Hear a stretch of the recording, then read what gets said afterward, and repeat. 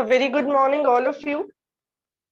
We were on chapter number 3 of business studies, and we have discussed the meaning of business environment, the meaning of environmental scanning, and then the features of business environment. And yesterday we have completed the topic importance of business environment. We are recalling the points for once. Have a look. What are the importance that a businessman gets by environmental scanning? Importance number one was a businessman is able to identify the opportunities available in the business environment, and he can thus get the first mover advantage. He can be the first one to introduce something in the market, and then he can get the benefit of introducing the thing for the first time. In the second point, we have read that along with opportunities, the business organization is also able to identify the threats that are present in the market, and by identifying the threats in advance, he can get them as early warning signal, and he can take some precautions for his business. Number three, we have discussed that all the resources are assembled only according to the demand of consumer, and we get to know about the demand in market by analyzing the business environment. So it helps us in tapping and assembling resources. In number four, we have done that as business environment is dynamic and businessmen need to adjust in the dynamic environment so as to survive in market. So business environment help him to adjust and adapt with all the rapid changes. Then all the plans and strategies are also prepared, keeping in mind keeping in mind the prevailing business environment, because we have to execute the plan only in the existence of environment. And when we will do all these things, ultimately we will get an advantage of improved performance. Our performance will improve, and we will get the benefit of scanning the environment in a very positive way. Till this topic, if anyone is having any doubt, you can ask me. No? Now have a look. आपकी पूरी book में से, पूरी business studies की book में से सबसे ज्यादा केस स्टडीज अगर बनती है तो वो इस टॉपिक में से बनती है, और बच्चों को कंफ्यूजन भी होता है। एक दो चीजें ऐसी है जहां आपको कंफ्यूजन भी हो सकता है। दिस इज द टॉपिक जिसमें से एक बड़ा पैराग्राफ फॉर्म क्वेश्चन आता है, केस स्टडी फॉर्म में आता है, even in 1 mark, 3 mark, 5 mark और 6 मार्क, किसी भी मार्किंग स्कीम में आ सकता है। क्या है ये? Dimensions of business environment. हमने जो डेफिनेशन पढ़ी थी ना, factors, forces, institutions and individuals, उन्हीं को डायमेंशंस कहते हैं। ठीक है, हमने इनिशियल डेफिनेशन पढ़ी थी, business environment includes all the factors, forces, individuals and institutions which are beyond the control of business organization but they affect the performance of businessmen। वही यहाँ पे लिख के दिया हुआ है, just have a look what is written over here। Dimensions of business environment means all the factors, forces and institutions which have direct or indirect influence over the business transactions। वही सारे factors, forces, individuals and institutions जिसका direct या indirect impact आपके ऊपर पड़ने वाला है, उन्हीं को हम क्या कहेंगे? डायमेंशंस ऑफ बिजनेस एनवायरनमेंट कहेंगे। एक इंपॉर्टेंट बात जो आपको ध्यान रखनी है, हमने फीचर का सेकंड पॉइंट पढ़ा था, स्पेसिफिक एंड जनरल फोर्सेस। हमने पढ़ा था ना, कुछ दोस्त हमारे खास होते हैं और कुछ जनरल से होते हैं। तो specific forces and general forces. यहाँ हम स्पेसिफिक की बात नहीं करेंगे डायमेंशंस में। हम सिर्फ कौन सी डायमेंशंस ले रहे हैं? जनरल फोर्सेस को ले रहे हैं। हम सिर्फ किसको ले रहे हैं? जनरल फोर्सेस को ले रहे हैं। हम किसी भी स्पेसिफिक फोर्स की बात नहीं कर रहे हैं। अपने माइंड में क्लियर रखिएगा। काफी बार ऐसा क्वेश्चन आता है, explain the general forces of business environment, बच्चे छोड़ जाते हैं क्योंकि डायरेक्टली कहीं लिखा हुआ ही नहीं होता। बट इस साल बुक ने भी यहाँ पे आपको अलग से लिख के दे दिया, major components of general environment या आर, यानी अभी जो हम 5 पॉइंट्स पढ़ेंगे वो सारे जनरल बिजनेस एनवायरनमेंट के कंपोनेंट्स है। उससे पहले देखिए ऊपर क्या लिखा हुआ है, what is written over here for you, have a look. General environment is the most important dimension of business environment, yani it is one of the dimension of business environment, and within this dimension there are 5 different points. Okay, so general environment is one of the most important dimension of business environment, as business cannot influence or change the components of general environment, rather he has to change his plans and policies according to the changes taking place in general environment क्या कह रहे हैं ये कि general environment को businessman change नहीं कर सकता, he need to adjust himself in the general environment. Government की कोई पॉलिसी है तो वो बिजनेसमैन के लिए नहीं बदलने वाली है, बिजनेसमैन को गवर्नमेंट की पॉलिसी के अकॉर्डिंग खुद को चलाना पड़ेगा। अब अभी लॉकडाउन हो गया है तो किसी पर्टिकुलर बिजनेसमैन के लिए गवर्नमेंट इसके रूल्स चेंज नहीं करेगी। Rather what businessman is supposed to do, he has to make some changes inside his organization in order to adjust and adapt in the dynamic world. Anyone, any question up to this part? आप भी relate कर सकते हैं इसको। School में कुछ changes आए तो आपको उसके अकॉर्डिंग चलना पड़ेगा, राइट? आपको क्या करना पड़ेगा, खुद को उन चेंजेस में अडॉप्ट करना पड़ेगा, एडजस्ट करना पड़ेगा और उन चेंजेस को अडॉप्ट करना पड़ेगा ऑर्गेनाइजेशन में। तो वो सेम बात यहाँ पे लिखी हुई है, कुछ भी डिफरेंट नहीं है। आगे देखिए,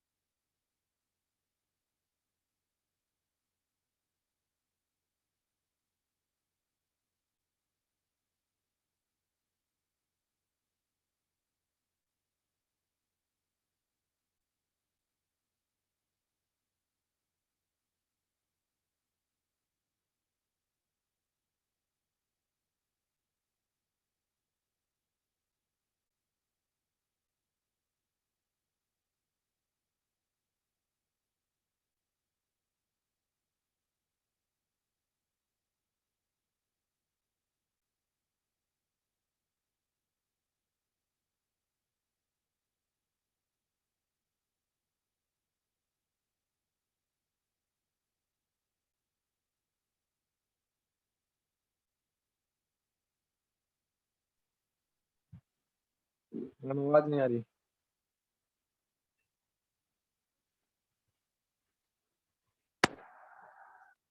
अभी is it audible? Am I audible? Rajveer, अब आवाज आ रही है? Yes ma'am. Okay, all right. Ushan, आप भी यही कह रहे थे बेटा? ओके, चलिए देखिए। तो मैंने स्टार्ट किया था major components of general environment in that number 1 economic environment. Economic environment में आई वाज टेलिंग यू कि ये वो सारी चीजें इंक्लूड करता है जो हमारी इकोनॉमी से रिलेटेड है और इकोनॉमी को डायरेक्टली इन्फ्लुएंस करती है। All the factors and forces which directly influence the economy of your country. Economy आपको पता है वो सिस्टम जिससे लोग मनी अर्न कर रहे हैं। अब देखिए इकोनॉमी में क्या क्या आता है, अभी हम नेशनल इनकम रीड कर ही रहे हैं। तो देखिए इकोनॉमी में सबसे पहले आता है ग्रॉस डोमेस्टिक प्रोडक्ट, जीडीपी आता है। इसके अलावा इनकम आती है, इनकम कौन सी? National income as well as per capita income. तो अगर किसी क्वेश्चन ने कह दिया due to increase in income of people, due to increase in income of people demand has change, तो आपको कौन सा एनवायरनमेंट मिलेगा? Economical environment. हम केसेस अभी डिस्कस करेंगे तो आपको पता चल जाएगा। पहले इकोनॉमिक के ये 3 कंपोनेंट्स क्लियर हो गए होंगे आपको, जीडीपी, नेशनल इनकम एंड पर कैपिटा इनकम। ये सारे किसके अंदर आएंगे? इकोनॉमिक एनवायरनमेंट के अंदर आएंगे। आगे प्रॉफिट अर्निंग रेट, हमारी किस रेट से इकोनॉमी में प्रॉफिट अर्निंग हो रही है, प्रोडक्टिविटी क्या चल रही है, एम्प्लॉयमेंट का लेवल क्या है, इंडस्ट्रियल, मॉनेटरी और फिस्कल पॉलिसीज क्या क्या चल रही है। यानी गवर्नमेंट की इकोनॉमी से रिलेटेड पॉलिसीज हमारी इकोनॉमी का पॉवर्टी लेवल, हमारी इकोनॉमी का एम्प्लॉयमेंट लेवल, हमारी इकोनॉमी में कोविड-19 की सिचुएशन, हमारी इकोनॉमी की इंडस्ट्रियल पॉलिसीज, ये सारी चीजें आएगी आपके इकोनॉमिकल एनवायरनमेंट में। जो बच्चे अभी लेट ज्वाइन हुए हैं बेटा, we are discussing the dimensions of business environment, जिसमें हमने फर्स्ट डायमेंशन को अभी रीड आउट करना शुरू किया है। अब देखिए 2 न्यू वर्ड्स आए, fiscal policy and monetary policy. ये हम इकोनॉमिक्स में इसी साल बहुत डिटेल में पढ़ेंगे। फिस्कल पॉलिसी होती है गवर्नमेंट की रेवेन्यू एंड एक्सपेंडिचर पॉलिसी, और मॉनेटरी पॉलिसी होती है वो पॉलिसी जिससे गवर्नमेंट मनी सप्लाई को कंट्रोल करती है। ठीक है, अब इसके कुछ एस्पेक्ट्स देखिए। ये जो सारे पॉइंट्स आप पढ़ रहे हो ये एग्जांपल्स है जो केस स्टडी में आएंगे। जब आप केस स्टडी करेंगे तो इन्हीं में से रिलेटेड पॉइंट्स आपको मिलेंगे वहां पे। Number 1, increase in GDP result in rise in disposable income of people and further increase in demand for the product।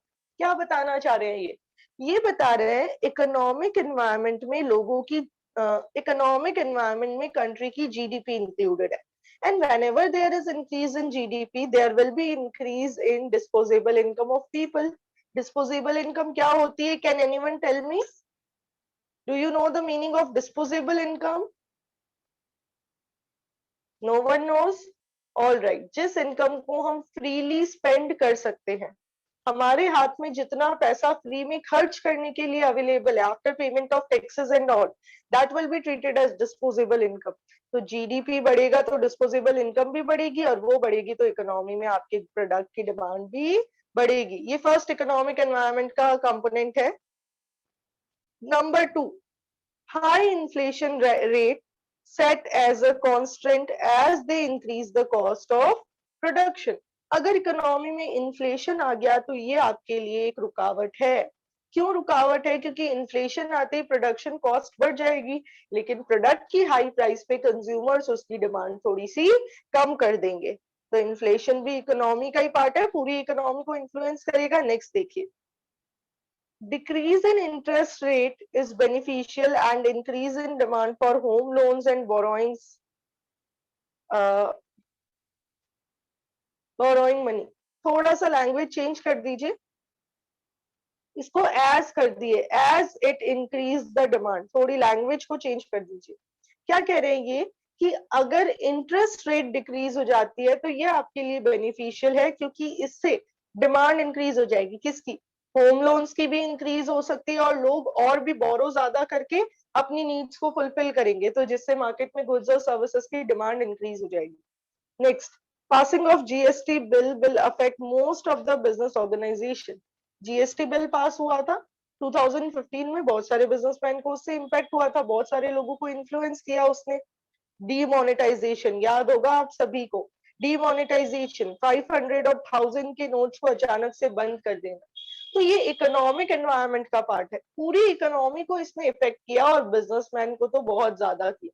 तो इंडिया का इकोनॉमिक एनवायरनमेंट था ये। टिल यट हमने इकोनॉमिक एनवायरनमेंट के 5 पॉइंट्स पढ़े हैं। 5 पॉइंट्स ऑफ इकोनॉमिक एनवायरनमेंट कौन कौन से? जीडीपी इंक्रीज होगी तो डिस्पोजेबल इनकम बढ़ेगी, जिससे डिमांड बढ़ेगी।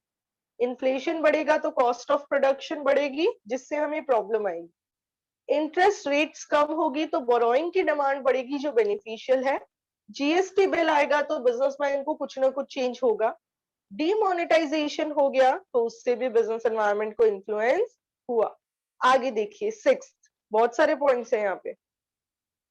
Number 6, banking sector reforms. हमारे इंडिया में बैंक से रिलेटेड जो रिफॉर्म्स आए थे, वो बहुत सारी अट्रैक्टिव स्कीम्स लाते हैं। जब भी बैंक के रिफॉर्म्स में चेंजेस होते हैं तो और फ्लेक्सिबल बना दिया जाता है चीजों को, तो लोगों के लिए अट्रैक्टिव स्कीम्स लाते हैं कि वो अच्छे से अपना मनी डिपॉजिट भी करवा सकते हैं, और बैंक लेंडिंग भी बहुत इजीली करती है।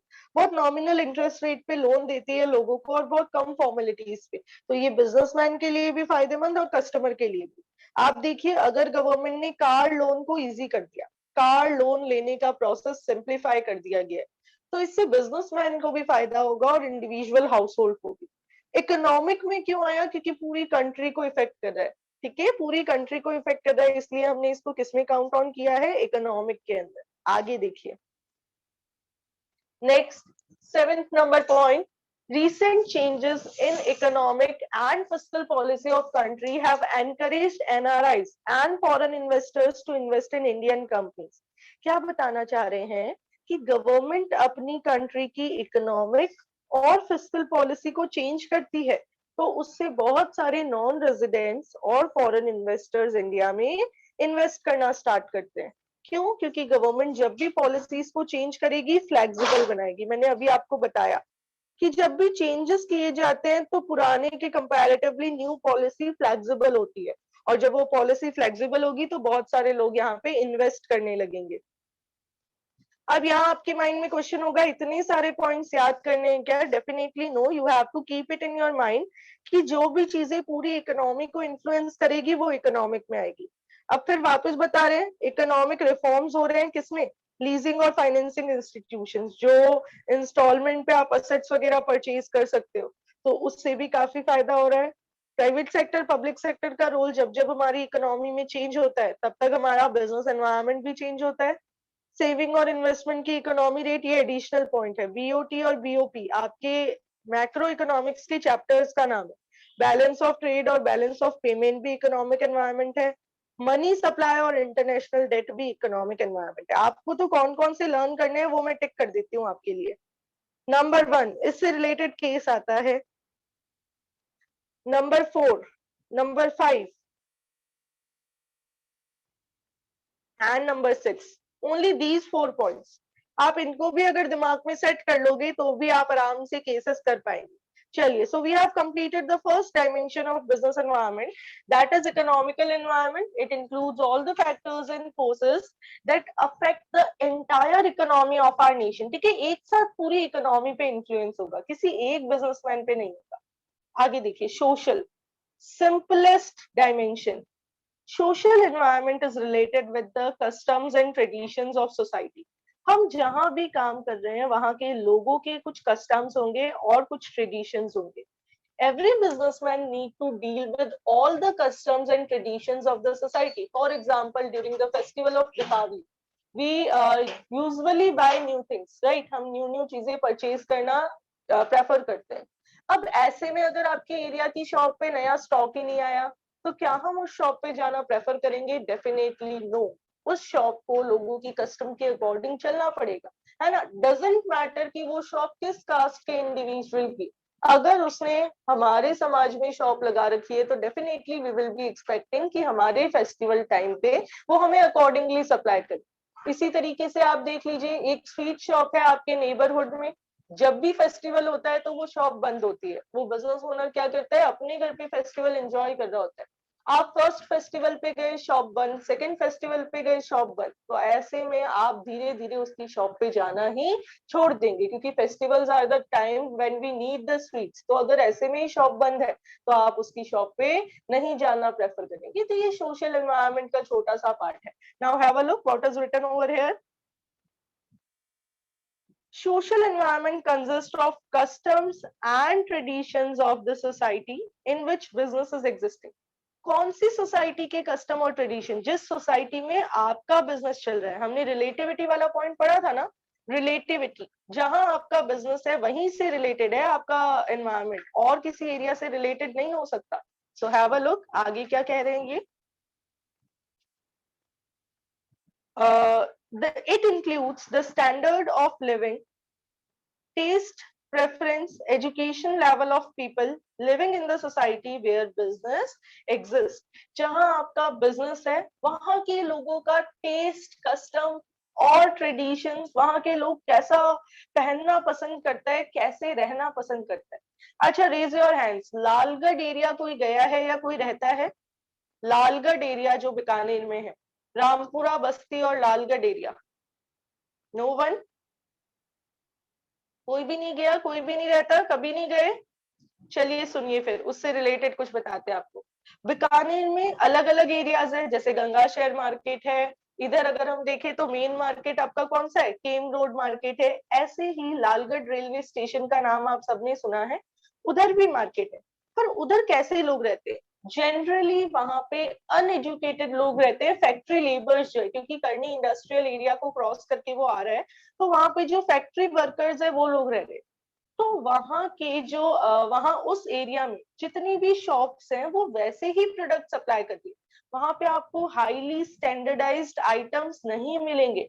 आप गंगा शहर में चले जाइए, हो सकता है ब्रांडेड शोरूम्स मिले आपको। गंगा शहर में जो मेन मार्केट है वहां पे आपको बढ़िया बढ़िया शोरूम्स दिख सकते हैं, बढ़िया बढ़िया शॉप्स। रानी बाजार में तो बहुत ही ज्यादा। लेकिन अगर आप किसी बैकवर्ड एरिया में जाएंगे, किसी लेस डेवलप्ड एरिया में जाएंगे, तो वहां आपको शॉप्स भी उसी तरीके की मिलेगी जैसे वहां पे लोग रह रहे हैं। क्यों? क्योंकि हम जिस सोसाइटी में रह रहे हैं हमें उसी सोसाइटी के लोगों के लिए सामान बनाना, और उस सोसाइटी की डिमांड तो डिपेंड करेगी उनके इनकम लेवल पे, तो हम उनका इनकम लेवल एनालाइज करेंगे और वैसे ही प्रोडक्ट सप्लाई करेंगे। ठीक है, तो यहाँ पे आप देख लीजिए वही चीज लिखी हुई है। जहां हमारा बिजनेस एग्जिस्ट करता है वहां की सोसाइटी। आगे देखिए, the businessman cannot overlook the components of social environment, as these components may not have immediate impact on business, but in long run the social environment has great impact on the business. ये कह रहे हैं ये जो social environment है वो immediate impact तो नहीं डालेगी आप पे। अभी आपको आपने एक बार दिवाली पे नई शॉप पे नया स्टॉक लाया, कोई बात नहीं, आप मत लाओ, आपकी शॉप इमीडिएटली बंद नहीं हो जाएगी या लोग आना बंद नहीं हो जाएंगे। लेकिन हर बार आप ऐसा ही कर रहे हो तो धीरे धीरे जरूर आपकी शॉप क्या हो जाएगी, मार्केट से गायब भी हो जाएगी। तो ये कह रहे हैं सोशल एनवायरनमेंट का इमीडिएट इम्पैक्ट नहीं होता, बट लॉन्ग रन में सोशल एनवायरनमेंट हमें जरूर इम्पैक्ट करता है, तो हमें इसको ओवरलुक नहीं करना चाहिए। अब दिखा रखा है, आप देख लीजिए। डजेंट मैटर कि शॉप किसकी है, ओनर कौन है। ये जो फेस्टिवल्स है, दिवाली हो गया, ईद हो गया, क्रिसमस हो गया, गुरु पर्व हो गया, ये बड़े फेस्टिवल्स है, ये हम सब मिलके सेलिब्रेट करते हैं, राइट। इन सब फेस्टिवल्स पे जनरली शॉप्स में न्यू स्टॉक आता है और वो न्यू स्टॉक डिमांड के अकॉर्डिंग निकाला जाता है। तो इन सब में ही स्वीट्स की सेल भी इंक्रीज होती है, ग्रीटिंग कार्ड्स की इंक्रीज होती है, क्लोथ्स की इंक्रीज होती है। तो ये कह रहे हैं ये सोशल एनवायरनमेंट है। आगे देखिए इसके अंदर क्या क्या चीजें हैं। कुछ बेसिक बेसिक एस्पेक्ट्स है जो केसेस में नहीं आने वाली, केसेस में आपके आगे आने वाली। अगर जिस सोसाइटी में आप रह रहे हैं वो सोसाइटी चाहती है कि माइनॉरिटी और वुमेन के लिए जॉब रिजर्व करो, तो आपको भी अपने बिजनेस में 10% या 20% जॉब्स अपनी वुमेन को देनी पड़ेगी। आपको भी अपने बिजनेस में हो सकता है कुछ लोअर कास्ट लोगों के लिए जॉब रिजर्व करनी पड़ेगी। क्यों? क्योंकि जिस सोसाइटी में आप रह रहे हो वहां के लोगों की डिमांड है। फिर लोग क्या चाहते हैं कि इक्वल स्टेटस दो, किसको? वुमेन को भी, bye paying equal wages for male and female worker. यानी प्रिंसिपल ऑफ इक्विटी को फॉलो करना है, जेंडर के अकॉर्डिंग आपको बायस नहीं करना है। तो ये भी सोशल एनवायरनमेंट का पार्ट है, और ये भी आप फॉलो अगर नहीं करते हो तो सोसाइटी आपके बिजनेस को एक्सेप्ट नहीं करेगी। सोसाइटी के लोगों की सोच ऐसी है, आपको उनको इक्वल स्टेटस देना ही पड़ेगा। अगर किसी बिजनेसमैन को ऑब्जर्व कर लिया गया कि ये पार्शियल है, तो धीरे धीरे उस बिजनेसमैन की गुडविल भी खराब होगी और उसके प्रोडक्ट्स की डिमांड भी खराब होगी। किसी को यहां तक कुछ पूछना है तो यू कैन आस्क। सबको समझ में आ रहा है? If yes then show me a thumbs up. Yes, hand raise करके बताइए समझ में किस किस को आ रहा है।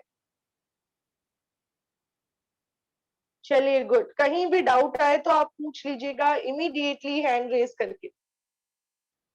आगे देखिए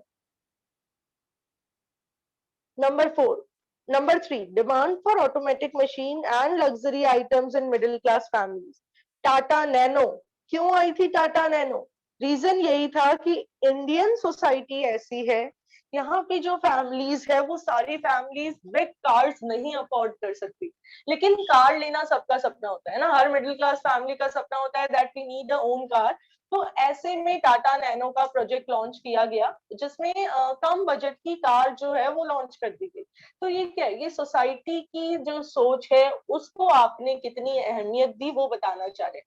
next, the social movements to improve education level of a girl child. आप देखिए कितनी कंपनीज है, अगर मैं डाबर की बात करूं, Dabur Amla, school girl education, girl child की एजुकेशन के लिए वो कुछ कंट्रीब्यूट कर रही है। क्यों कर रही है? क्योंकि सोशल एनवायरनमेंट की डिमांड है, सोसाइटी की डिमांड है। अभी देखिए कोविड-19 के लिए बहुत सारे लोग बहुत कुछ कर रहे हैं। क्यों कर रहे हैं? आप अंबानी का तो बार बार सुनते ही है कि उन्होंने क्या किया, इतने ऑक्सीजन सिलेंडर्स यहाँ सप्लाई करवाए, ये करवाए, क्योंकि ये सोसाइटी की डिमांड है। आप सोसाइटी के अकॉर्डिंग चलेंगे तो ही सोसाइटी आपको गुडविल देगी। सोनू सूद की बात कर लीजिए, आप सबने देखा है उसके बारे में, है ना? क्या कह रहे हैं लोग कि उसको इलेक्शन में खड़ा कर दो। अब वो वहां पॉलिटिक्स में आ गए हैं कि भाई ऐसा कर दो तो यही हमारा लीडर बनेगा, क्योंकि ये इतना अच्छा काम कर रहा है। तो ये सब क्या शो कर रहा है आपको? ये शो कर रहा है if you will respect the society they will give you respect in return. If you will respect the feelings of members of society then definitely you can gain goodwill. Goodwill कभी भी word से नहीं आती है, action से आती है। ये प्रूव किया है अभी हमें कोविड-19 केसेस में, है ना, कि action speaks, words doesn't speak. Word से कुछ भी नहीं होता, आप बोल दो आप ये करोगे वो करोगे, नहीं।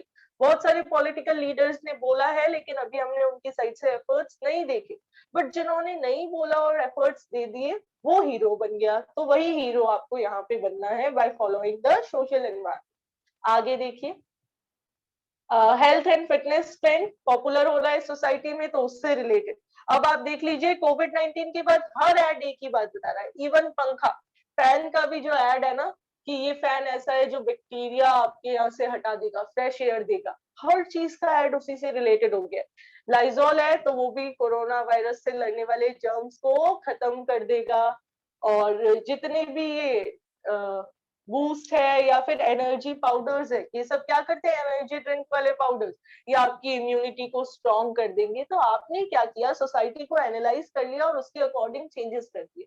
तो हेल्थ ट्रेंड पॉपुलर हो रहे हैं तो आप उसके अकॉर्डिंग एडवर्टीजमेंट करके प्रोडक्ट सप्लाई कर दीजिए। फिर लोगों की क्वालिटी ऑफ लाइफ चेंज हो रही है तो आप प्रोडक्ट की क्वालिटी भी बदलिए। वापस सेम है, वुमेन को इम्पोर्टेंस दीजिए। बर्थ रेट, डेथ रेट और पॉपुलेशन, ये वैसे तो इकोनॉमिक का कंसेप्ट है बट सोसाइटी में आता है, ठीक है। कस्टमर्स का क्या एटीट्यूड है इनोवेशन की तरफ, आपके समाज में एजुकेशन और लिटरेसी लेवल क्या है, और लोगों के ट्रेडिशन, कस्टम्स और हैबिट्स क्या है। All these are part of social environment. We have completed 2 dimensions till yet. Number one, economic environment. What does it include? All the things that affect the economy of your country. For example, demonetization. For example, interest rates of the bank. For example, the GST bill, etc. Number two, social environment. What does it include? It includes the customs and traditions of society where the business organization exists. Third, देखिए, political environment. ध्यान रखिएगा, case study में काफी बार confusion आ सकता है। Political environment का meaning क्या है? सिर्फ ये इतना word, attitude of government towards your business. आपके बिजनेस की तरफ सरकार का क्या रवैया है, क्या एटीट्यूड है, यही पॉलिटिकल एनवायरनमेंट का मेन कंपोनेंट है, ठीक है।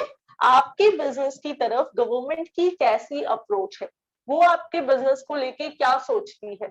जैसे जियो जब आया तो गवर्नमेंट की पॉजिटिव अप्रोच थी उससे रिलेटेड, तभी वो इतना जो है स्प्रेड हो पाया। तो वही आपको देखना है, वो पॉलिटिकल एनवायरनमेंट का पार्ट था। तो आपको एनालाइज करना है कि आपके बिजनेस से रिलेटेड गवर्नमेंट क्या सोचती है और कैसी पॉलिसीज बनाती है। देखिए क्या आता है इसके अंदर।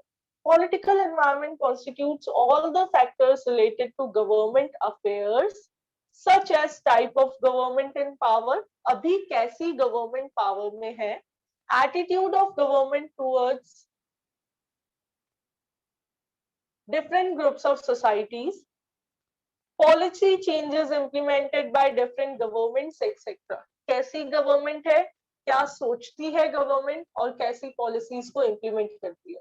इसका इमीडिएट इम्पैक्ट पड़ेगा आप पे। गवर्नमेंट ने कुछ बैन कर दिया यानी वो बैन है, अब इमीडिएट इम्पैक्ट पड़ेगा, आपको क्या करना पड़ेगा, तुरंत से वो डिसीजन मानना पड़ेगा। तो it has immediate and great impact on business transaction. So businessman must scan this environment very carefully. बहुत ध्यान से आपको स्कैनिंग करनी पड़ेगी political environment.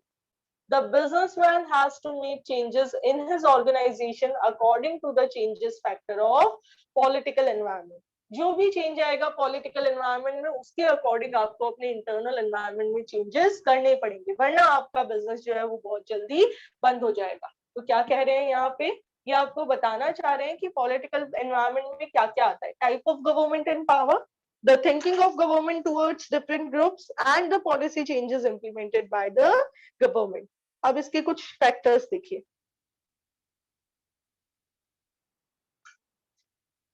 Indian political environment के बता रखे हैं क्या क्या। स्वच्छ भारत अभियान, हमारी गवर्नमेंट चाहती है कि क्लीन इंडिया मूवमेंट हो, तो उन्होंने स्वच्छ भारत अभियान लॉन्च कर दिया। ये जो हमारे घर पे मॉर्निंग में गाड़ियां आती है, ठीक है, जो क्या करती है, हमारे घर से गार्बेज कलेक्ट करके लेके जाती है, ये क्या है, स्वच्छ भारत अभियान से ही तो स्टार्ट हुआ है।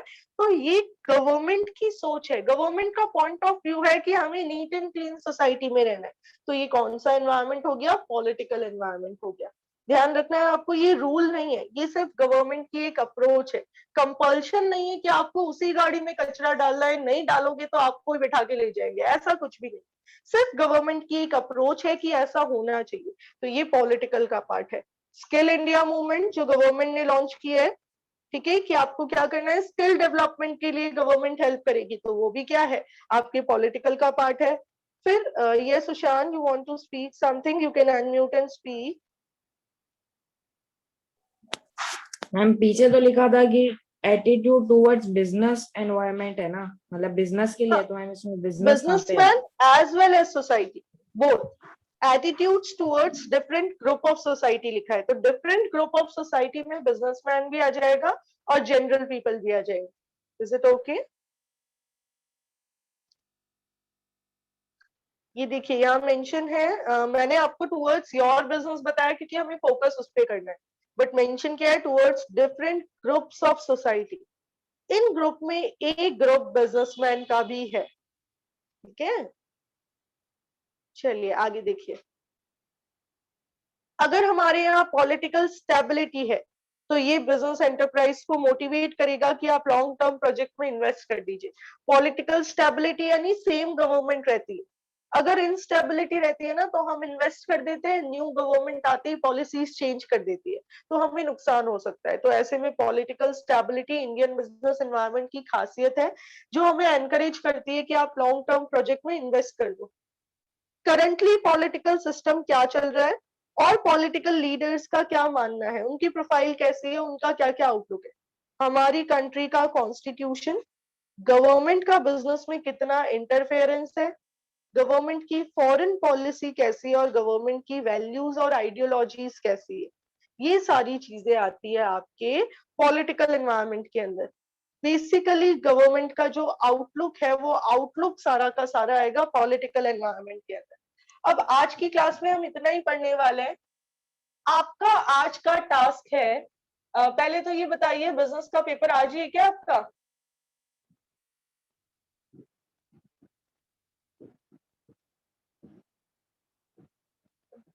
किसी को नहीं पता? फ्राइडे है। नीरज आज ही आपका बिजनेस का एग्जाम है क्या?